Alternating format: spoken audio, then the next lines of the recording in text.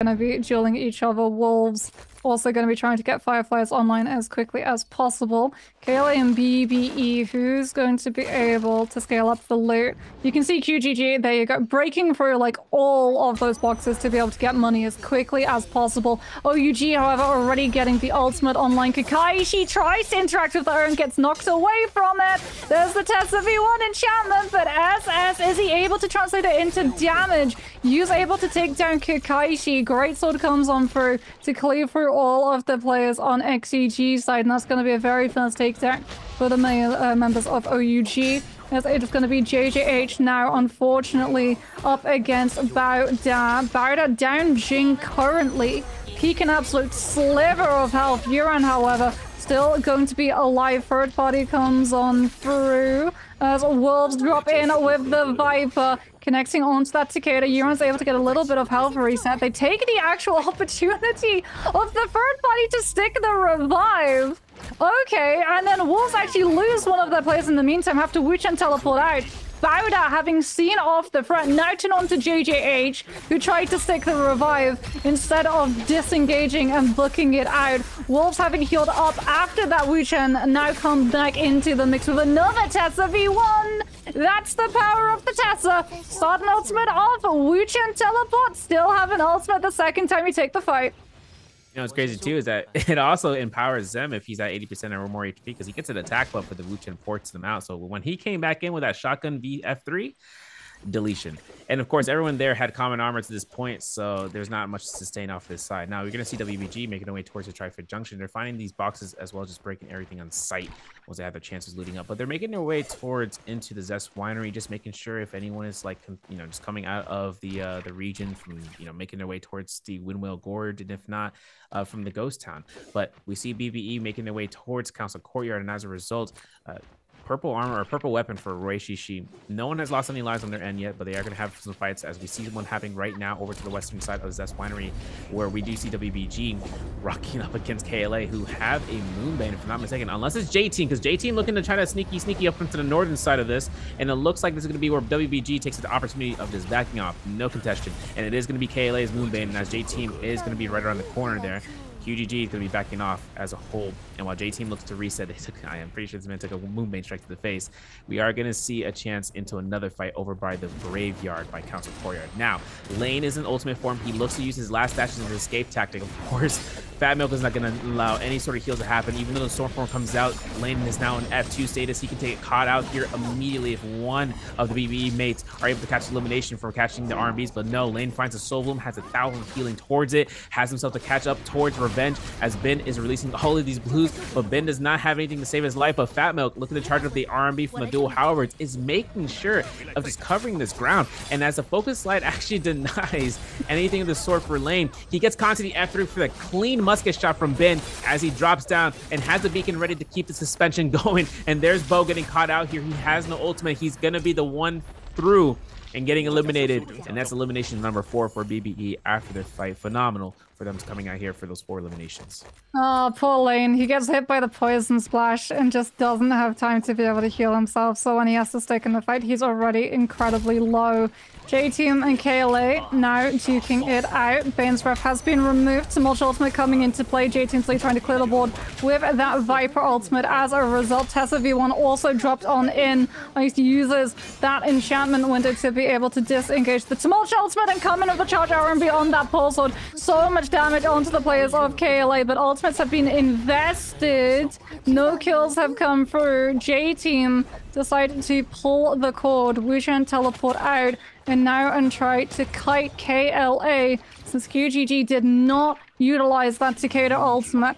RJ team going to be able to disengage safely. Will the Takeda be able to catch? Good interception on the charge R&B on the Halberd. Takeda taking forward position, gets the Karumi to have a 90% damage reduction so we can properly get aggressive with this ultimate. Furin shove into Longsword, charged vertical, follow up once the Furin confirms that lockdown. The second that we go into the cleave, we go into the horizontals instead. Tessa V1 does manage to connect on to the Takeda, giving us a little bit of time, but we can still shove and act as peel for our team. And as a result, CXC will be able to take the kill onto J-Team. Wolves, however, in with the third party. KLA don't have the ultimates nor the positioning. The Fury shoves had already been burnt out, trying to keep his players alive when J-Team turned onto them after the Takeda had been enchanted. And Wolves, with an absolute textbook third party, turned the fight on its head. And both J-Team and KLA are left reeling.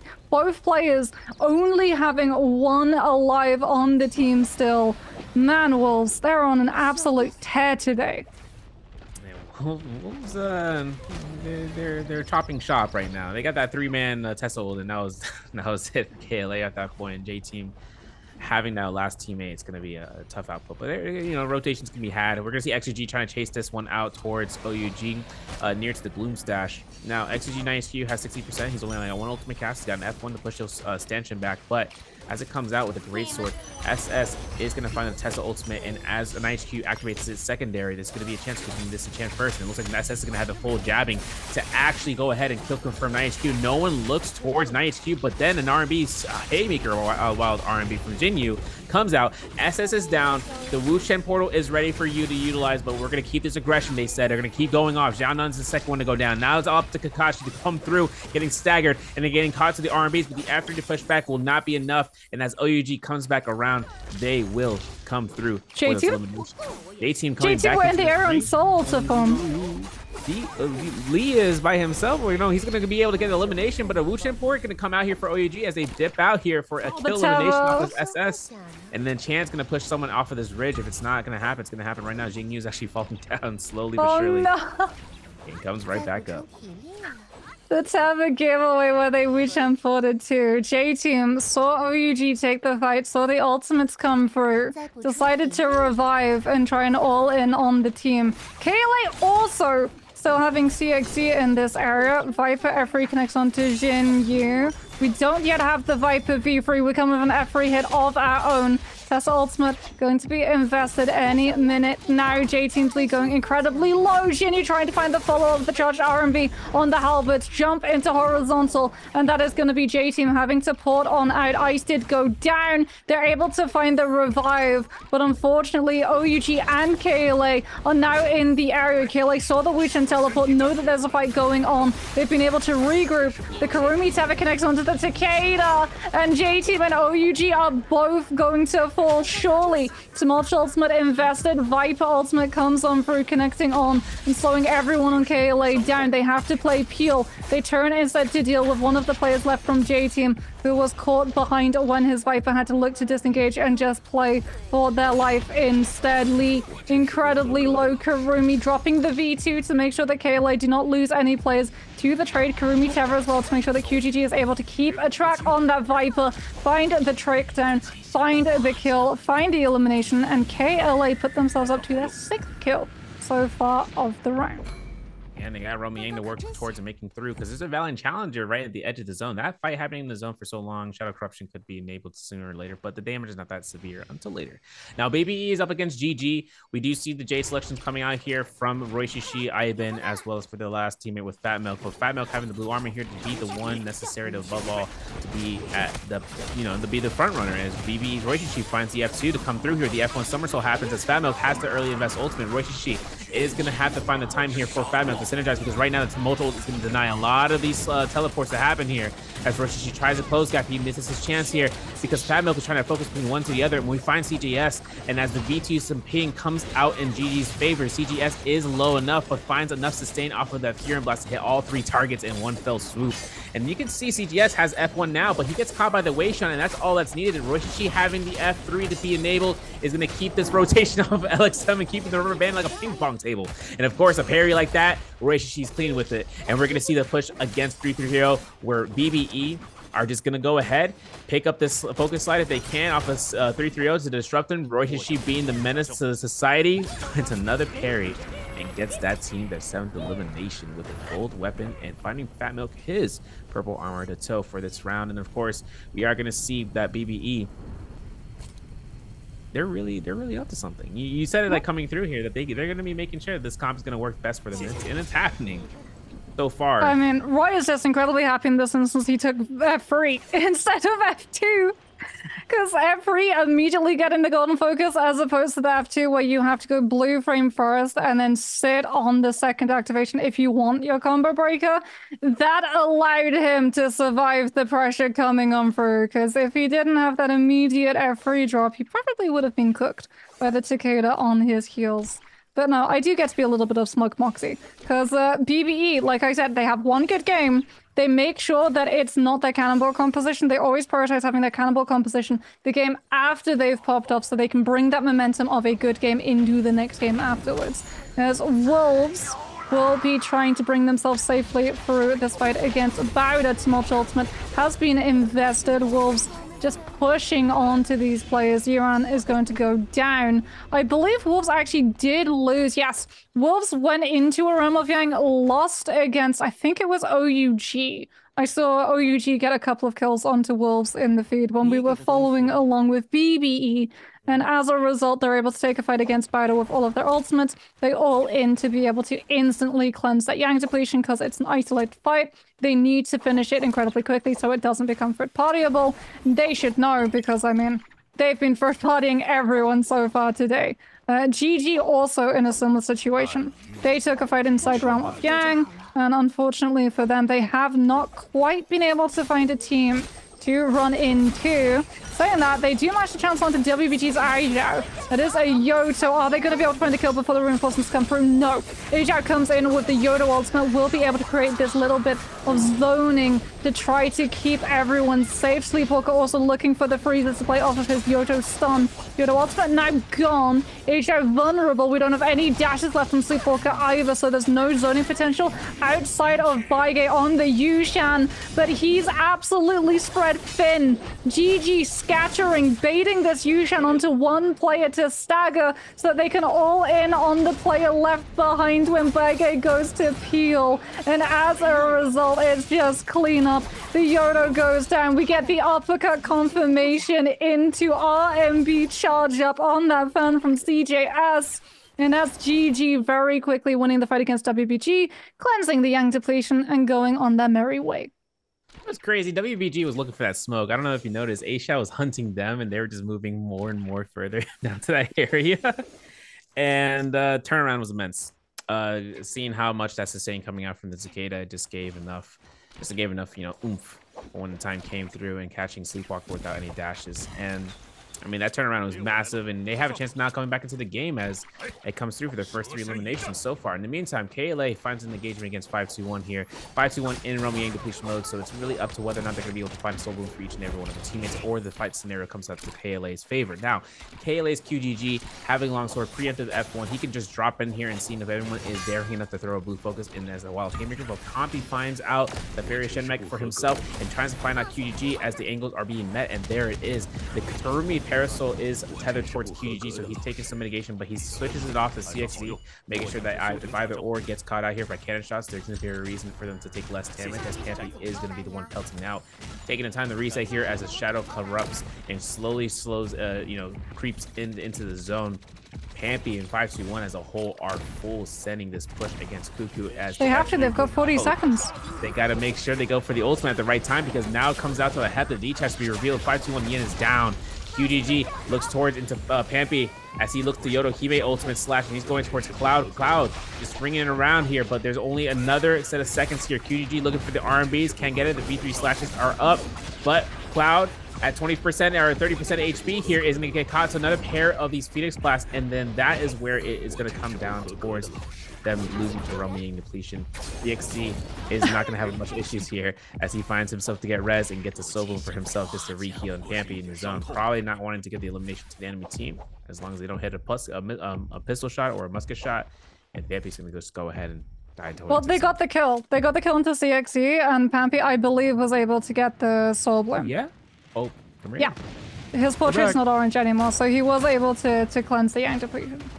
So not only is he not going to give the kill to KLA, he's going to try and play his life. Ooh, we've got twin shot. Okay, not often we get to see that one, considering it is now joined in combat with bound shell, which makes it a little bit annoying to be able to accurately laser the cannon damage onto these teams. But at the moment, everyone's just griefing the entrance on Yang. WBG falling incredibly low. Barda, off of that, forcing the back from WBG, will be able to enter Realm of Yang. You can see WBG, like, they're incredibly pressured. They had to burn ultimates. They kite into the no-ult zone to make sure that they do not get collapsed upon when they don't have those ultimates available to bail themselves out.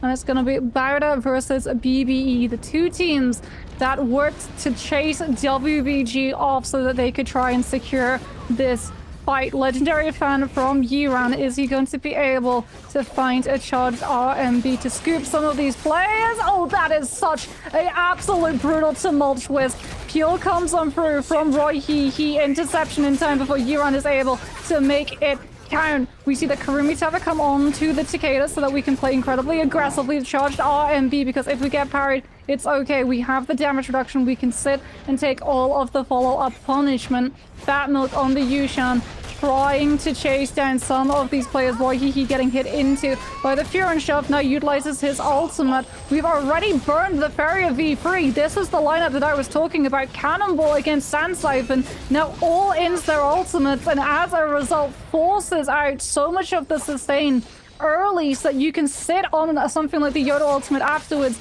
to be able to confirm the kills once the Kurumi or the Zip is gone. Dreadful Whale on the dagger comes on through. Peak is left alone. Is he going to be able to preserve his life? It's just a blue dagger. He utilizes the Parasol to be able to TP. Dreadful Whale, no movement, letting him get away around that pillar. He gets intercepted by the players of BVE. The grapple knocks to make sure he's absolutely down to the floor so we can follow up with the ranged weapon. 24 seconds left. The Karumi Tower is going to be back online, but he's not able to use it to TP and change his position in time. BBE finally hunt him down. Pole Sword being the nail in the coffin. The Karumi falls. BBE walk away with the win, and yet again continue this momentum, creeping forward, setting themselves up to be in the best possible position for the final zone fight. Yeah, the F3 shot was maniacal coming out from Ivan and catching it out there. Karumi being able to catch that ultimate would have been a really strong turnaround, but they still have another chance here for another 4 minutes. They got to find themselves in some positions here, because right now we're going same solo. They're hunting. They are hunting down. They are hunting down WBG with intent. No bars. It's just going to be two teams, both with Yang depletion, Barda and WBG fighting at the same soul altar. It's a Mario Kart race right now because he's going to spawn first. It's really up to them. But ZK, Wolves, he's the carrier of the Draco Storm for this team. So now it comes down to being the initiator here, while we do see Zem, you know, as the Viper Ning, to be there, you know, just for moral support until ZK decides to fight somebody. And here it happens. Onslaught mode, engage, Bauda versus WBG. Unless WBG is not wanting to take this, then, you know, 100% understandable. They're waiting for Baige to come back in here. You can see it. They're going to be playing the Matador game, throwing out the red cape, and there it becomes. Onslaught mode engages. Sleepwalker trying to go ahead and initiate against Iran. A gold fan in hand for so if the Takeda finds his opportunity, Sleepwalker can get eliminated in 3 seconds. Of course, Sleepwalker has F2 out, tries to find his chance for an ultimate. A Stanchion Sky Pillar comes through from A Shout as he tries to go forth, and there is the V3 ultimate from Baige to give Sleepwalker enough time to get out with the F out of that ability. Now, if Wolves ZK finds a test enchant, that would be massive. Doesn't hit any shots, but a Dreadful Whale coming out from Peak is going to put everyone in position. But an army from the fan gives ZK enough chances here for his teammate Zen to look for the clothesline, and with it, Peak going to be one of the few people to be eliminated first here, and Jing as well.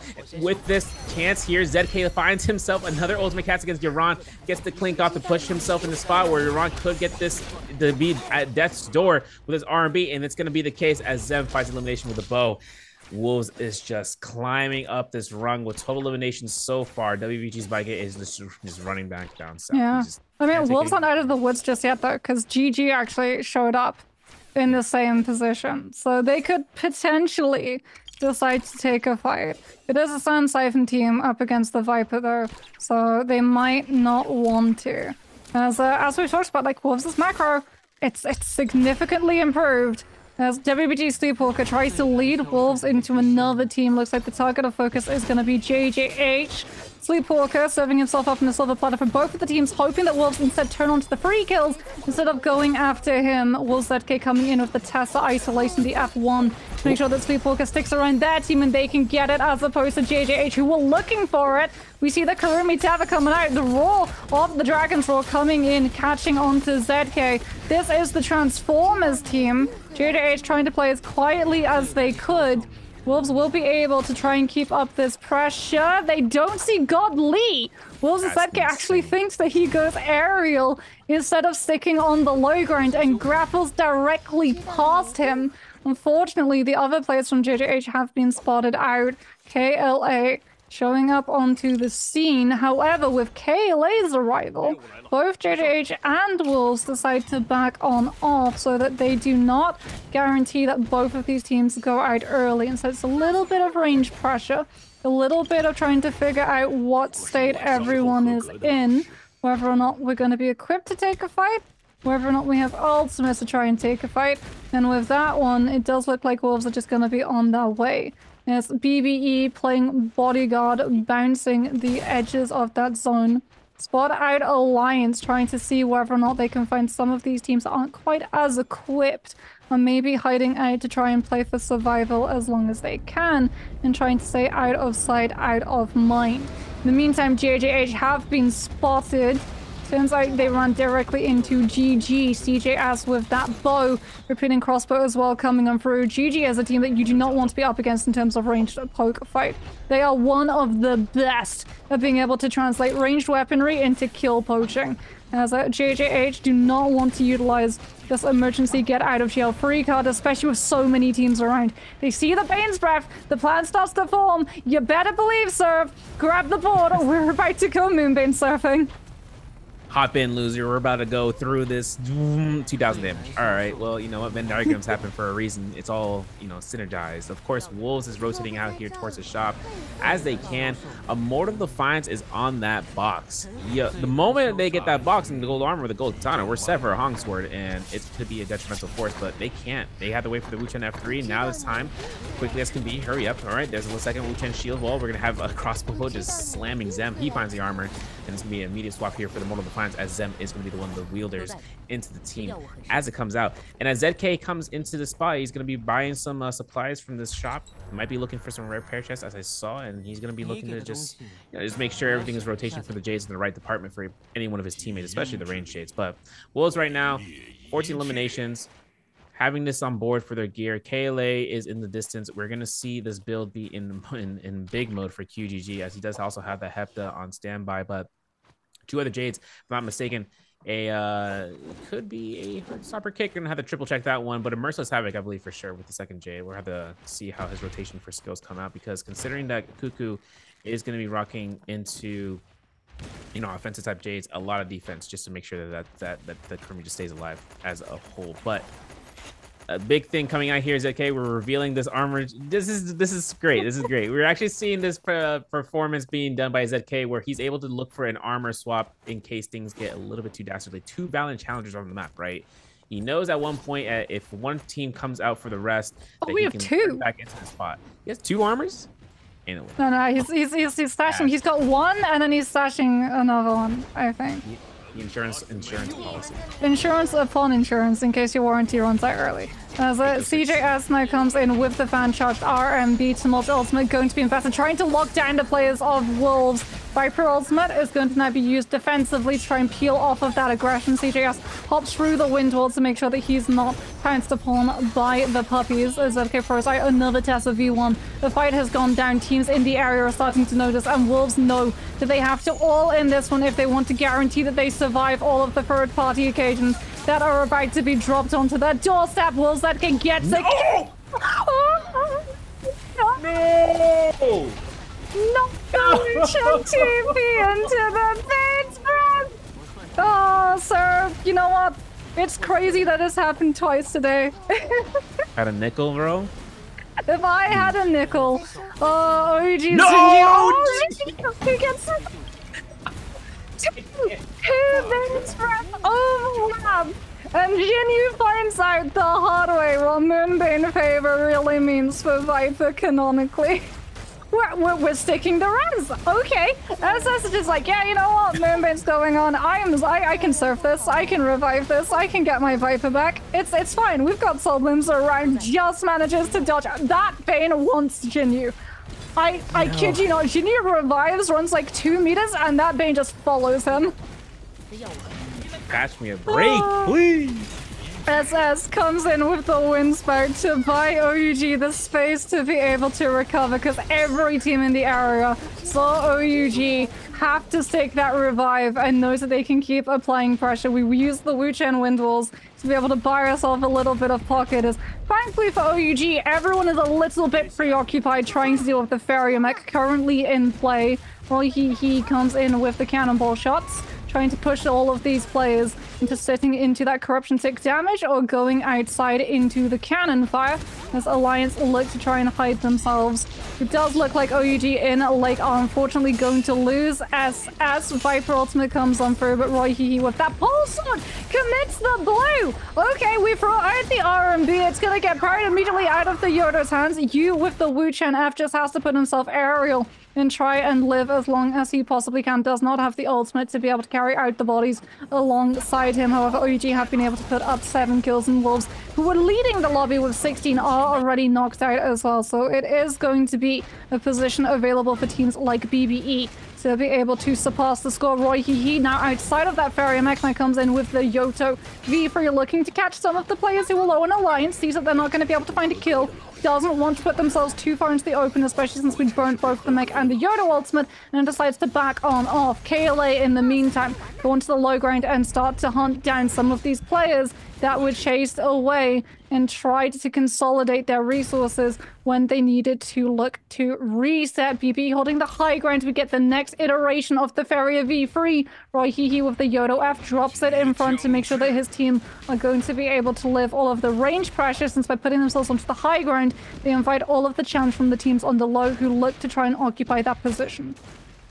This is going to be a great chance for the showcasing of JJH there, as they are still the Transformer team to make it through here for 3 eliminations. But hard to tell considering how JJH is onto this ridgeline. They have to make sure they have the high ground as much as possible. Once this time counts down, we are at 3 minutes. We have the zone collapsing right here, right now. No longer is Jade Pond going to be available, but Roy is taking the time to heal here. As much as the cannon shots are coming through these walls, he's finding the advanced heal to work to his benefit. But coming off of this end, with everything from BBE in their position, having to relocate is going to be the next step in their journey of just catching through and escaping from the onslaught range shots that are still happening to this spot. Now, Roy Shishi is at around 500 HP. He's taking burn damage, so now he's taking a full elimination factor just made happen. And as JJH Godly found that cannon shot, and QGG finding the ultimate cast to be preemptive to pick up the soul, so he can get 30% rage while he has 4 slashes, and he actually sees this chance as BB's Fat Milk gets eliminated by flames. Now it comes down to the Tien high grabs, and of course there's going to be no chance that Smoke Circle is in the way, so Godly can't really get much value off of that end. CXZ finds an elimination off of GG's CJS. Cannon shot's going to come off against the Transformer here, and as much as it's a common cannon, it is going to have that burn take over time. Now Ben is going to be caught in the grab, gets eliminated as a kill steal from CXZ, and with Godly deformation, Flames is the only other Transformer right now for JJH. They're going to close gap into KLA's Graveyard. And of course, with the Takeda ultimate ready from QGG, as I mentioned, he finds the time to get an ultimate precast. He's going to use this chance to use this only as a last hurrah because both of his teammates are down. CXC has just been eliminated by Chu, but with there it is, the ultimate cast coming out, finds a Sobum again. Godly is able to grant himself another chance for redemption for the last kill for placement. And of course, with QGG having himself locked into this edge of the corner, this is only going to be denial from this point on forth. And of course, QGG is up against the Titans. There's going to be a Fear and Blast to keep himself alive. Only for so long, though, as this is going to be a chance for JJH to find their 9th elimination. And there it is for JJH. But as KLA is there in 2nd place with 13, you already know who the MVP is, yo.